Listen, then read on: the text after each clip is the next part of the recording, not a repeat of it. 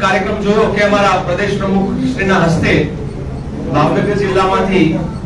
Bharatiya Janata party સાથે છેડો ફાડી અને જેમ દેશના તિરંગા સાથે જોડાય એમ કોંગ્રેસનો તિરંગો એમણે ધારણ કર્યો છે. એ જ રીતે લીંબડીમાંથી આમ આદમી પાર્ટી નું સમગ્ર માળખું પ્રમુખ, ઉપપ્રમુખ, એના વિવિધ સેલ અને ડિપાર્ટમેન્ટના પ્રમુખશ્રીઓ એ બધા જે છે એ અત્યારે આજે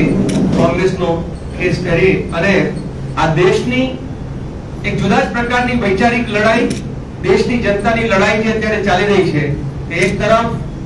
ટ્રમ્પ નાક દબાવે અને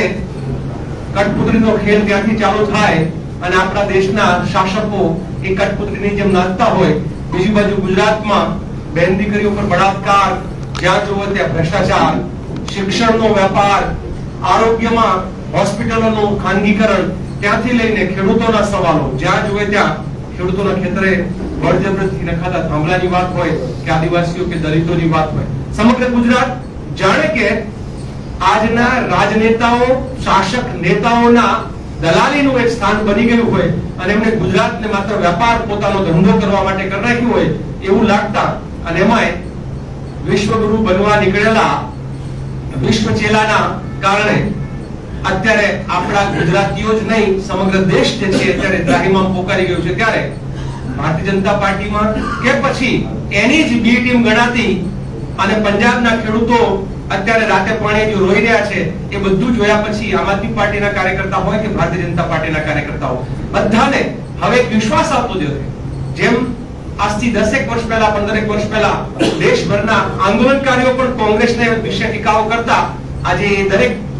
આંદોલનકારીઓ પણ કહી રહ્યા છે કે કોંગ્રેસ એકમાત્ર પક્ષ છે કે જે દેશની જનતાની પીડાને સમજી શકે છે, એની નાળ પારખી શકે છે અને એના માટે કામ કરી શકે છે. એટલે એવા અનેક સૌ સાથીઓ જેના નામ હમણાં તેમને બોલ્યા, એ લોકો પણ પોતે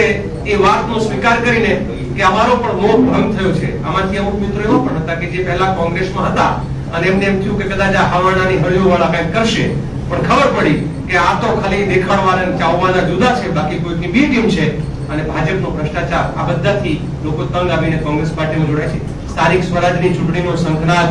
જ્યારે થયો છે ત્યારે આપ જોવો છો કે એક બાજુ જનતાનો ગર્જનાદ પણ એવો છે કે આ વખતે તો ગમે તે થાય, પરિવર્તન એ જ એકમાત્ર વિકલ્પ, અને આ પરિવર્તનનો જે પવન ફૂંકાઈ રહ્યો છે, રોજ આ કોંગ્રેસ પાર્ટીના હેડ ઓફિસમાં અહીંયા આપ જોવો છો કે ભાજપને છોડીને, આમ આદમી પાર્ટી છોડીને કોંગ્રેસમાં વિશ્વાસ વધારનાર વ્યક્તિઓ જે છે એનો ઉત્તરોત્તર વધારો થઈ રહ્યો છે. આવનાર ચૂંટણીઓના પરિણામો પણ એ આપણને બતાવશે કે લોકોનો વિશ્વાસ કઈ તરફ છે, શું છે. આપનો આભાર. કઈ પ્રશ્ન હોય તો અહીંયા વાતચીત કરીશું, બાકી આપનામાંથી કોઈ પ્રતિનિધિત્વ કઈ પોતાનો વાત મૂકવા માંગતા હોય તો પાર્થુભાઈ વ્યક્તિગત પછી કરશો કે નવનીતભાઈ